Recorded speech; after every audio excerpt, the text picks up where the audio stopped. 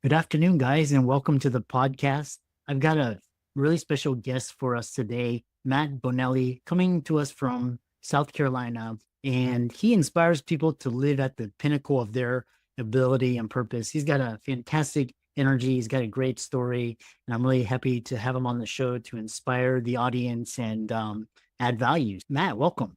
Awesome. Christopher, thank you so much for having me, man. It's a pleasure to be here.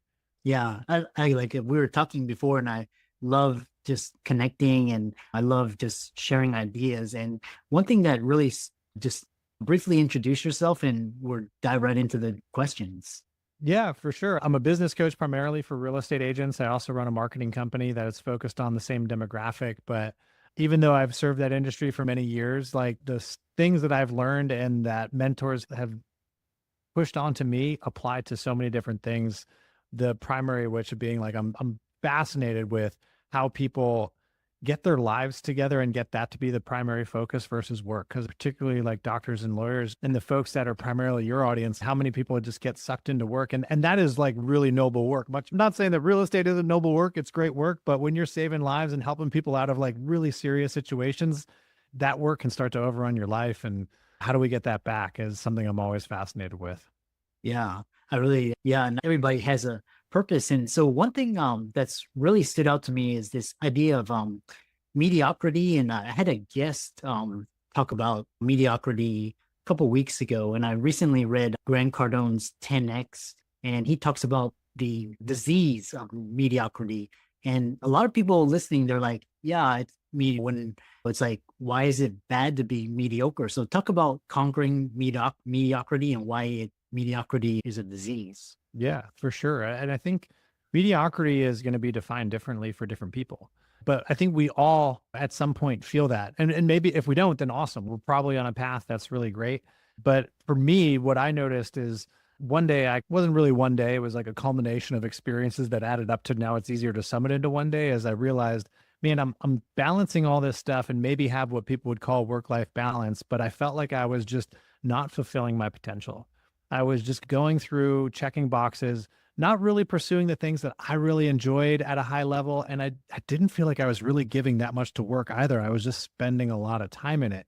And for me, that was like, I'm stuck in mediocrity. This is just going to go around. Like I look at mediocrity as this thing is if your life just stays the same for the next 10 years, but you want more out of it, then you're stuck in mediocrity, right? It doesn't matter if you're earning a ton of money and the bank account looks good, but you're not feeling fulfilled and you're not providing the service to others that you could, then you're in mediocrity. And if you're in really tough times, then you could also be in mediocrity. But once you start moving beyond it, that's when you step outside of it. It's not a matter of the results necessarily. It's where are we pointing ourselves and giving that intention and energy towards.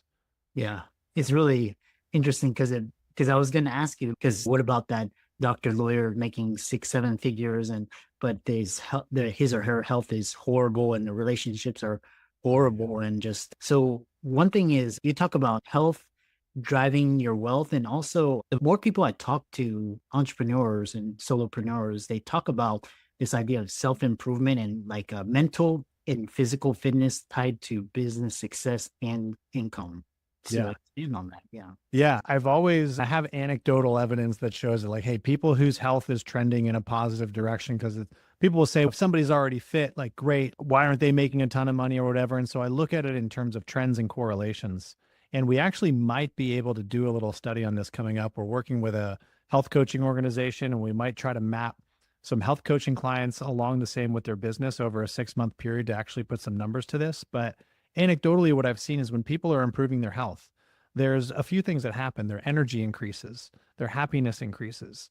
And when you're in a better state of mind, you can give a lot more to your job or your business, which then produces better results over there. And naturally, that's going to lead to increased income. And I've seen it for myself too. When I've done intensive programs like a 75 hard or something like that, like looking even over those short time periods, I'm like, man, business seemed to be doing better when I was really highly focused on my health and getting the right sleep and putting in the right exercise and the right food. I was like, there is a correlation there. And I know we can all feel it because even let's take drinking alcohol as an example, right? Everybody knows the feeling when you wake up the next day and you're just a little sluggish. Not like you went out and partied and had a massive event and you're hungover, but you're just feeling a little less optimal. You tend to give a little less more. You take that extra coffee break. I heard someone say, actually, a fitness coach told me this the other day, that a sick day for an employee can cost an organization $3,600 for that day, just one sick day, right? And so that shows that the money is all related. So if we get our health on a good trend, we're going to be able to put more, and that means we're going to get out more, because the more we serve, the more we get too. Yeah.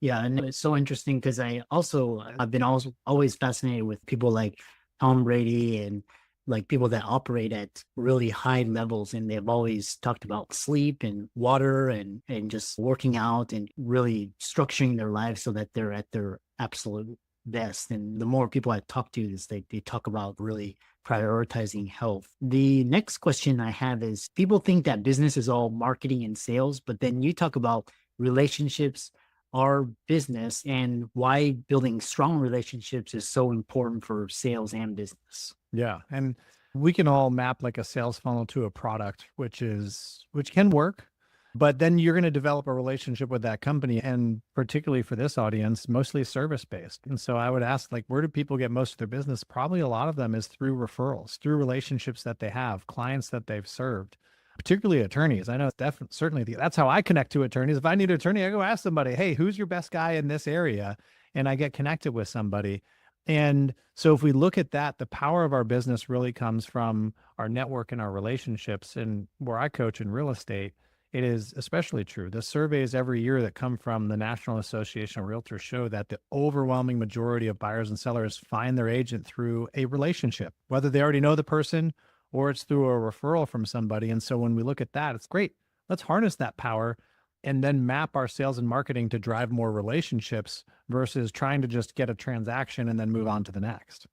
Yeah, and then there's this really popular saying, your network is your net worth, and you can always draw upon that. And the more people you can, what's beautiful is these days we have social networks too. So the other question is, I've recently finished reading this book called The Power of No, and it was really quite profound. And it was like, just basically, I think the power of no is great, much greater than the power of yes. So talk about why that is, and what should people start saying no to so they can move faster towards success? Yeah, I find the yes no conundrum is so interesting, because a lot of times, whether we're saying no or yes, we don't really know what the opposite side of that, because every no has a yes on the back end. And I think that's why no becomes so much more powerful, because if we know what we already have said yes to, then it's easy to say no, because we then are keeping our commitments. And so the first place I look for this, Christopher, is the calendar. And have we put our priorities on the calendar? Have you put your health on the calendar? Have you put your family on the calendar? And if they're there, that's going to help you say no to something that would then impede that. Because when you say those no's, and now you don't get to tuck your kids in at night, perhaps, and there's always exceptions, by the way, there's always exceptions, but we want to map to the rule. Because if you add up all of the missed opportunities from saying yes to something that had you say no to something bigger, you look back and go, gosh, I missed out on life. And work overtook. And it's no, you didn't miss out on life. Your life just happened to be work. That was the priority that you gave it. So if we put things on the calendar, now we know that, hey, these are the things I'm saying yes to. And unless something else comes in that's an absolutely hell yes, then it's probably a no, right? And that's where no becomes so powerful, when you know your calendar and what your priorities are. Mm, yeah. And a follow-up question I have for you is, there's the power of focus. And the more people I've talked to, that's like, they just basically stay in one lane, and they don't, like, to the exclusion of everybody's like thinking about this and that, but they just do one thing and they do it the best. And it also correlates to this power of saying no, but this power of focus, and how entrepreneurs or solopreneurs should start the power of focus. And how do you avoid getting distracted when there's so many people doing different things? Yeah, it is really hard. And like, distraction comes in all ways too. There's the devices, but there's also the mental distractions of, man, Christopher's killing it over here. Like, how can I got to be like him somehow. And I'm just constantly thinking about, man, what is he doing? What am I not doing it? And like those things become distractions as well. And so I think with focus, we need to start with our environment. And it's two environments, our physical and our mental environment. So when you know the most important tasks for that you're going to do to grow your business or and grow your health or grow your relationships is to get those things in place. And then what is needs to change in the environment? If it's work, it's do I need to have my desk cleared off? Do I need to make sure that I have all the windows closed out? Do I need to make sure I have my phone on silent and turned over so that I don't see the things that light up? And then what do I need to do to my mental environment? Do I need to go into a block of activities with some gratitude and affirmations to start? Do I need to say a prayer before I get going? Do I need to take some deep breaths and do some meditation before I get into it so my mental environment is clear? Do I need to say, okay, let me write down, think about Christopher's awesome stuff that he does later on a Post-it note and go stick it on the wall so that you can get it out of your head? If you clean the environment, it's going to be so much easier to focus, particularly if you have that time blocked and you know exactly what you're going to step into. Uh-huh. Yeah. And how do you, yeah, it's in a really common fear that I talk to is this fear of missing out. Mm. And how do you manage those fears? How do you maintain that faith that you're on the right path, that you're doing the right things? Talk about just how you personally manage that fear of missing out. Yeah, it's a hard one. It's an evolution, but I think a lot of people will relate that to, I'm going to sacrifice this for this. And it comes down to choices. Like I've come to accept that, okay, there is no missing out. There's just the choices that I make. And if I own those choices, then I'm not missing out because I chose to be here. I chose to do this over that thing. And if that fear really is still there, then I think it should be explored. Expand on it. Ask yourself, why do I fear missing out on something? Why am I missing out on something right now? Is it that I don't like what I'm doing now and would rather be doing that? And then take it further. If I don't like what I'm doing now, is it leading to something that I truly love? And if I was doing this other thing that I consider this, it may not lead to that thing, so that we can start to dispel the myths around sacrificing for this thing or the other. There's just choices. And if we embrace it, then we're going to be able to. Now, it doesn't mean that you're not going to wake up the next day and be like, "Ah, that party sounded like it was a lot of fun. I wish I was there." Like you're going to have those feelings.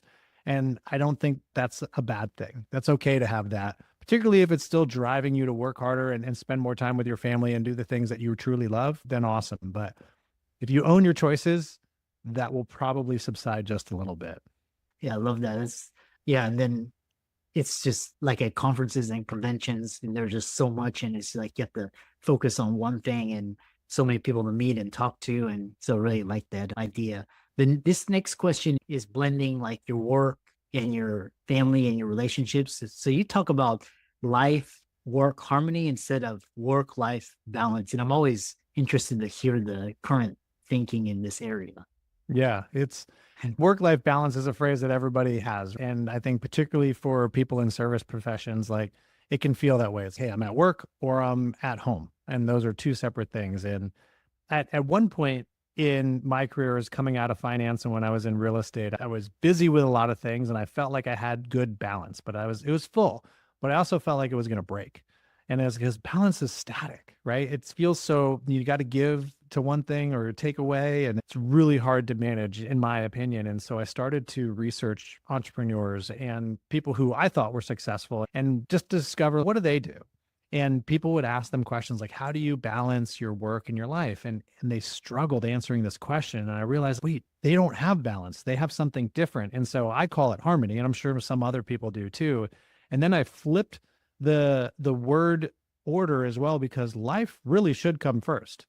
And because I heard someone say, I forget who it was, when he said, people talk about work and life and the separate things, but if work is consuming more of your time than life, then you still have a life. Your life just is work.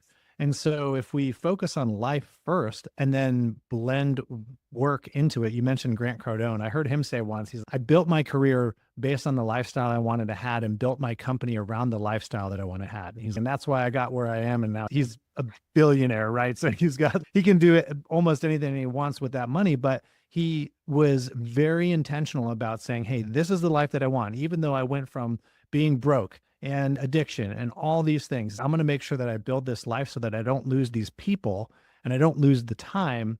And I'm going to make sure the company fits around that. And I think what's crazy is you can still see incredible results no matter your profession. Doctors, lawyers, the same. If you focus on your life first, you can build the organization around that so that you can experience what you really want to experience. But you got to focus on life first. And most people put work first. They fill out their calendar with all the work appointments and then see if there's room for life. Do it the opposite way around. Yeah, really timeless advice. Another question for you is, so you when this we talk about life work harmony and just the I've been recently experimenting with just because like work and life blended together, but then it started just to get overwhelming and I would just get interrupted. And so I started just basically at a certain time, I would just find an ending point and just shut the laptop and just clear that mental clutter. How does boundaries and how do you structure it so that you maintain, are you almost 24/7 or you just shut your phone off, put it in another room?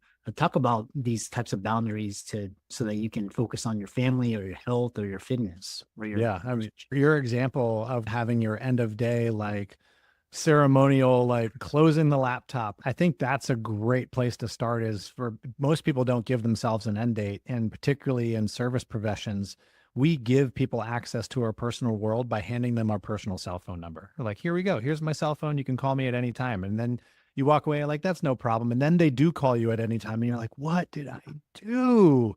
And this is particularly proficient in real estate, because a lot of real estate people are like, hey, we're 24/7. It's no, you're not, because you got to sleep at some point. And what is an emergency in certain businesses is not really an emergency at that time. Like, you don't need to be negotiating contracts at 11 o'clock at night. And so I think first you have to set up, what do I want my ideal structure to look like? And will that work for the industry that I'm in and the business that I'm in? And if not, you make some minor adjustments, say, hey, how can I make the best of this? Because it could be even for a doctor. And I think doctors still carry pagers, perhaps. Could be like, hey, instead of carrying my phone that has full access to me, I'm just going to have my pager so that if there's a true emergency, that will come through. Right. What I've done is I actually have two phones now. So because I not only struggle with the distraction of being connected into my email and does anybody need me, but also social media apps and things like that. And I was like, what if I just got a separate phone that didn't have any of that? And that's what I carried on the nights and weekends. And that's what actually sits on my bedside table instead of the other thing where I can wake up and see all the stuff. And it's worked really well for me so far, actually, because I can still go and have fun with my family on the weekends and nobody has that number. So people can't really access me, which feels really good. And now you have to set up your business. If you're telling people you're 24/7, let's say, you do need to set up your business to still operate without you. And this is one of the biggest struggles that solo business owners have, is how do I help my business run without me? And that's a really deep question. But once you identify your own boundaries, then it becomes clear, if I need to hire them to fill this position, I need a weekend person who can answer the phone and answer questions, or at least give enough answers to get through to Monday when I can then come in and take care of what's left behind. Yeah, I love that. And I actually did the same thing. I have another phone as well, and nobody has the number, and I don't get spam calls and, all of that. And it's been really wonderful as well. So to conclude, because it looks like you're really killing it as well. You've got a podcast, you've been in real estate, live in a beautiful city. And people listening to this, how does one start on the journey of discovering their purpose, and how can they find you and reach you and contact you? Yeah, people can find me. Instagram's a great place. I answer every single DM and all that stuff. And that's Matthew J. Bonelli on there. And you can always find me there. And in terms of how you find that purpose, I always start with a core values exercise. And if you want to DM me core values, I can send you an exercise that'll help you start to go through some of that and figure out, hey, what are the things that I really want to prioritize? And it's a really fun little exercise to do. And once you identify that, and there's some deeper work there, it's a long process, and it could take months really to get what you're comfortable with. Then it's making sure that whenever you're doing goals and action plans, that you map it all to that mission and vision that you have for yourself. Because a lot of times, Christopher, I'll see people design businesses and business plans and action plans that are completely misaligned with their own personal goals. And it drives them crazy, because you're going down a path to the left when you want to be going down a path to the right, when all we need to do is change that business plan a little bit. You can still be in the industry and you can bend and go down that path towards where you really want to be. So that's where I would start. Yeah. I love that. And I really enjoyed talking with you, and I love your energy and your passion. And be sure and thanks so much and keep up the great work. Yeah, same here, Christopher. Thank you so much for having me on. I really appreciate the time, and it was great chatting with you too, man. These